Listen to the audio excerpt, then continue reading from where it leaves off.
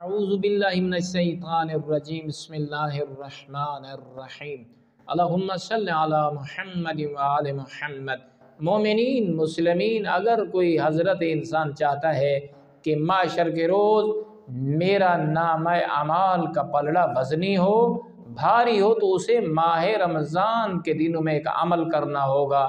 وہ عمل آسان ہے، اپنی واجب نمازوں کو زیادہ ادا کرنا ہوگا۔ مثلا قضا نمازیں رہ گئی ہیں یا ویسے قضا نہیں ہیں، تو جو واجب ان کے نمازیں ہیں ان میں زیادہ دلجوئی سے، زیادہ تقوی سے، زیادہ خشوع اور خضوع سے عمل بجا لائے۔ تو رسول اعظم صلی اللہ علیہ وآلہ وسلم فرماتے ہیں، ماہ رمضان میں جو واجب نمازوں کو شوق سے ادا کرتا ہے، قیامت کے روز جس دن لوگوں کے اعمال ہلکے ہوں گے، اس عبد خدا کے اعمال وزنی ہوں گے، بھاری ہوں گے۔ والحمدللہ رب العالمین۔